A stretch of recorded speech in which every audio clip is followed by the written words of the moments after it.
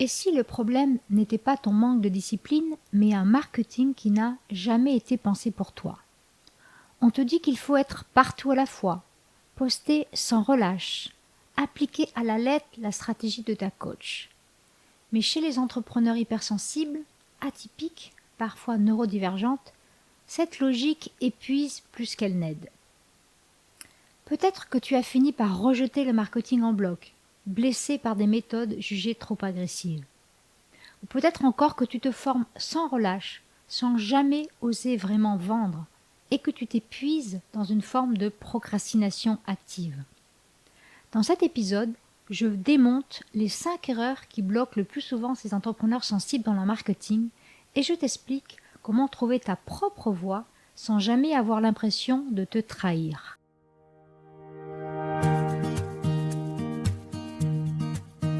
Bienvenue dans Visible sans réseau, le podcast dédié aux entrepreneurs sensibles et atypiques qui veulent développer leur visibilité et attirer des clients sans dépendre des réseaux sociaux. Je suis Carole Le Gollec, web designer et mentor pour les entrepreneurs sensibles depuis 2019. Je suis convaincue qu'il existe une autre façon de se rendre visible, plus durable, plus humaine et surtout plus alignée avec qui tu es. Chaque semaine, je te partage ici des stratégies concrètes de visibilité durable et de marketing éthique pour attirer des clients de façon sereine et respectueuse de ton énergie. Newsletter, podcast, référencement, partenariat, toutes les alternatives pour bâtir un business stable, libre et prévisible où ta visibilité ne disparaît pas dès que tu arrêtes de publier et où ton business ne dépend plus des caprices d'un algorithme.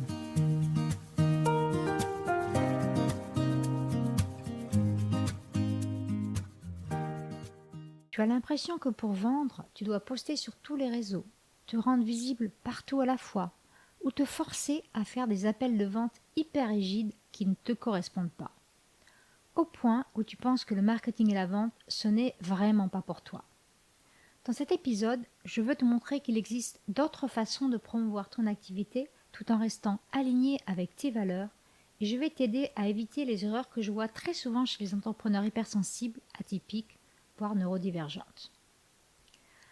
La première erreur, c'est de rejeter tout le marketing en bloc, souvent un rejet complet. Beaucoup de mes clientes ont été déçues par le marketing traditionnel, un marketing agressif, plein d'urgence, de pression, qui ne respecte ni leur sensibilité, ni leurs valeurs, ni leur rythme. Et c'est encore parfois ce qu'on leur enseigne aujourd'hui et ce qu'on leur vend sur Instagram. Le problème, c'est qu'au lieu de chercher des alternatives authentiques, éthiques, alignées avec leurs valeurs, elles en arrivent à rejeter le marketing et la vente en bloc. Or, sans marketing du tout, difficile de te rendre visible et de rendre visible ton activité. Il existe pourtant des façons de vendre sans jamais avoir l'impression de te trahir. La deuxième erreur, et celle-ci je la vois presque toutes les semaines, c'est de vouloir être présente sur toutes les plateformes en même temps jusqu'à l'épuisement. Tu n'as pas besoin d'être sur Instagram, sur Facebook, sur LinkedIn, TikTok, d'avoir une newsletter et un blog tous en même temps. Ma recommandation, c'est d'être sur 2 ou 3 canaux avec lesquels tu peux être régulière, plutôt que de t'éparpiller ton énergie partout en ne te tenant nulle part. Et si tu débutes, je vais même être encore plus catégorique, je vais te recommander de commencer avec un seul canal et de t'y tenir 3 mois pour que tu comprennes comment ça fonctionne et que tu aies des premiers résultats avant de penser en ajouter un deuxième. Voilà. Donc vraiment, tu n'es pas obligé d'être partout à la fois jusqu'à l'écœurement. Tu peux très bien, si tu souhaites évidemment être présente sur le réseau, ne garder qu'un seul canal et c'est tout à fait OK. Et c'est pas obligé d'être les réseaux, d'ailleurs ça peut être juste une newsletter, juste un blog, mais de faire une étape à la fois, un pas à la fois. La troisième erreur, et je pense que c'est l'une des plus sournoises parce qu'elle te donne l'illusion d'être active. Elle te donne l'illusion d'être occupée. Et d'ailleurs, ça s'appelle la procrastination active. Tu sais, c'est quand tu passes tes journées ou des fois même où tu reproduis les horaires de bureau de 9h à 5h, que tu avais peut-être quand tu étais salarié, mais qu'à la fin de la journée, tu n'as pas forcément réalisé des actions qui te font venir des clients. Et je vois ça beaucoup chez les clientes que j'attire. Le perfectionnisme pousse souvent à se former toujours davantage plutôt qu'à appliquer ce qu'on connaît déjà. Peut-être que tu te reconnaîtras dans ce perfectionnisme. Et qu'est-ce que c'est ? C'est une façon déguisée de repousser activement, c'est-à-dire en trompant ton cerveau, en lui disant « mais regarde, je travaille, je fais quelque chose ». Tu repousses le moment où tu devras vraiment vendre. Concrètement, ça peut donner des entrepreneurs qui postent régulièrement, mais qui ne mentionnent jamais d'appel à l'action vers leurs offres. Ou qui l'oublient. J'ai beaucoup de clientes qui l'oublient. Je ne sais pas si c'est un oubli volontaire ou pas, mais quand je regarde leur poste, je vois qu'il n'y a pas d'appel à l'action. Ou encore, celles qui évitent d'envoyer une newsletter parce qu'elles ont peur de déranger. Alors même que c'est justement un outil qui te permet de vendre tranquillement à ton rythme, parce que beaucoup pensent qu'elles sont obligées d'envoyer une newsletter tous les jours ou toutes les semaines. Et si tu réfléchis à comment ça se passe pour une newsletter, c'est qu'à la base, au départ, au tout début, la personne qui rejoint ta newsletter, ton tunnel de vente, peu importe, elle a forcément donné son consentement, si tu as bien fait les choses, puisque c'est obligatoire. Elle a demandé à recevoir et à rejoindre ta newsletter. Même des fois, elle va confirmer pour être bien sûre qu'elle a demandé à rejoindre ta newsletter, si tu fais les choses comme il faut avec un double opt-in. Donc, il n'y a pas de raison de ne pas envoyer une newsletter. En fait, c'est de la procrastination, c'est ton cerveau qui essaie de te protéger des actions qui impliquent une vente. Okay ? Et cette même racine du perfectionnisme, elle peut aussi te pousser à trop complexifier, même le mot est difficile à dire, ton marketing dès le départ. Tu peux vouloir une stratégie sophistiquée, avec plusieurs canaux bien huilés, un système complet, des tunnels de vente, avant même d'avoir lancé quoi que ce soit. Alors qu'au démarrage, si tu te lances ou si tu pivotes, avoir une seule offre et un seul canal, eh bien ça suffit largement. Et le reste, tu vas l'améliorer avec le temps, en testant, en faisant, en refaisant, en ajustant. Et la logique entrepreneuriale, c'est justement de lancer, même si c'est imparfait. Parce que tu ne vas pas attendre le moment qui n'arrivera jamais où ce sera parfait. Tu ne vas pas attendre la perfection pour commencer, parce qu'en attendant la perfection, eh bien tu ne fais rien. Et si je te parle de ça avec autant de précision, c'est que j'attire beaucoup d'entrepreneurs atypiques et perfectionnistes, et je le suis aussi, mais je me soigne, comme on dit, qui ont besoin d'énormément de détails, besoin d'énormément d'informations, de réassurance avant de s'engager. Et ce n'est pas un manque d'informations qui les bloque. Au contraire, c'est des gens qui accumulent les informations, les formations. C'est le passage à l'action qui souvent les paralyse parce que face à trop d'informations, eh bien, on a du mal à passer à l'action seul. Peut-être que tu connais l'adage, trop de choix tue le choix. Eh bien, c'est pareil, en fait, si tu as trop de possibilités et tu ne sais pas laquelle choisir, eh bien, tu ne vas pas faire pour ne pas mal faire. C'est aussi quelque chose qui est très présent chez les perfectionnistes, la peur de mal faire. Ok ? Donc, c'est quelque chose qu'on peut repérer dans le Human Design, un domaine dans lequel moi je me suis formée spécifiquement pour le business. Et c'est écrit noir sur blanc dans mon Human Design que j'attire des perfectionnistes aussi. Donc, rappelle-toi que ça ne sera jamais parfait et qu'il vaut mieux se lancer avec des actions, même imparfaites, quitte à revenir dessus après.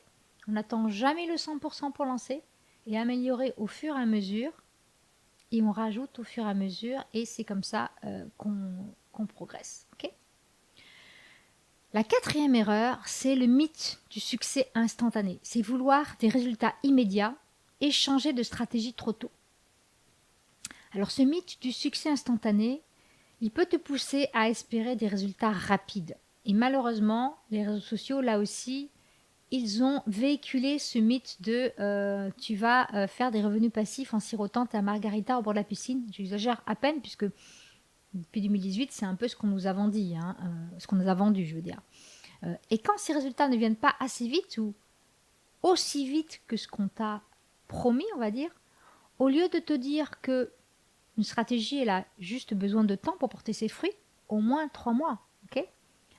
et que même pour tester un tunnel de vente, on attend qu'il y ait 100 personnes dedans pour pouvoir l'analyser et en tirer des conclusions. Eh bien, je vois beaucoup d'entrepreneurs, et notamment si tu as un trouble de l'attention, ça peut être ton cas, qui abandonnent au bout de 2 semaines pour tester une nouvelle stratégie, et puis encore une autre, et encore une autre, sans jamais laisser le temps à rien d'aboutir. Et on ne peut pas tirer des conclusions si on n'a pas suffisamment de données pour pouvoir analyser la stratégie qu'on vient de lancer il y a 2 semaines. Donc ma règle personnelle et celle que j'enseigne à mes clientes, c'est d'attendre 3 mois minimum pour pouvoir juger avec des chiffres qu'une stratégie, elle fonctionne ou pas. 3 mois, ça laisse aussi, si c'est sur les réseaux, le temps à un algorithme de te comprendre, à une audience de te découvrir et à toi de trouver ton rythme idéal aussi. Et la dernière et 5e erreur, et c'est peut-être la plus fréquente de toutes, c'est de croire qu'il faut suivre la même stratégie que sa coach. Une cliente applique à la lettre la stratégie de sa coach, une stratégie qui fonctionne très bien pour la coach, et elle n'obtient pas du tout les mêmes résultats. Et qu'est-ce qui va se passer la plupart du temps ? Eh bien, elle ne va pas remettre en question la stratégie, elle va se remettre en question elle. Elle va se décourager, elle va se dire qu'elle est nulle, qu'elle n'y arrivera jamais. Mais le problème, ce n'est pas que la stratégie de la coach ne marche pas. Et d'ailleurs, écoute bien ce que je vais te dire, je suis convaincue que toutes les stratégies marketing fonctionnent. Elles fonctionnent toutes, mais pas pour tout le monde. Si tu prends 2 coachs qui ont exactement la même spécialité, qui sont formés aux mêmes modalités, eh bien, elles n'auront jamais la même stratégie gagnante, parce que leur personnalité, leur talent et leur façon unique de s'exprimer seront probablement complètement différents. Et c'est exactement pour ça que j'utilise le Human Design pour informer les stratégies les plus adaptées à chacune de mes clientes. Moi, je suis Manifesting Generator 6.3. Ma mission, c'est de tester énormément de choses pour ensuite te donner un retour d'expérience concret sur ce qui fonctionne. Et d'ailleurs, j'adore tester des différents outils, des différentes techniques, des différentes stratégies. Et je les teste et après, je te dis, bien, ok, ça fonctionne, voilà comment on peut faire. Ça sera adapté pour toi. Ça ne sera pas adapté pour toi. Voilà ce qui sera adapté pour toi. Et pour moi, il ne peut pas y avoir une stratégie unique imposée à tout le monde, mais plutôt des recommandations sur mesure, parce que vendre, ça doit te sembler fluide, aligné, naturel, sinon tu vas y aller à contre-cœur, tu finiras par ne pas le faire, ou alors ça ne fonctionnera pas. Ok ? Donc je suis pour vraiment lâcher le mythe de un peu le syndrome, tu sais, de l'objet brillant. On va tester la dernière stratégie à la mode. En ce moment, c'est le yapping, où on se filme face caméra avec une fausse spontanéité, qui est en général très cadrée. Ça a très bien réussi à la coach, surtout parce qu'elle a vendu la formation qui permettait de reproduire ce qu'elle a fait.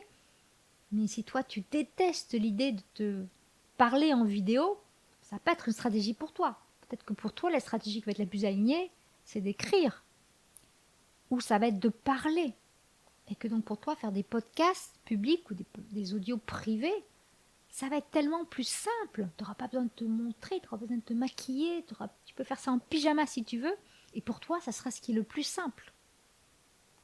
Donc pour chaque personne, il y a une stratégie unique ou multiple, mais ce n'est pas forcément celle qui est poussée en ce moment par les coachs business, et ce n'est pas forcément celle de ta coach business. Et une bonne coach business pour moi, elle ne doit pas faire descendre uniquement sa méthode, même si elle a marché pour elle, même si elle générait des millions d'euros pour elle, ça ne veut pas dire que pour toi, ça sera adapté. Et ça, c'est hyper important parce que moi-même, quand je me suis lancée, je n'avais pas compris ça.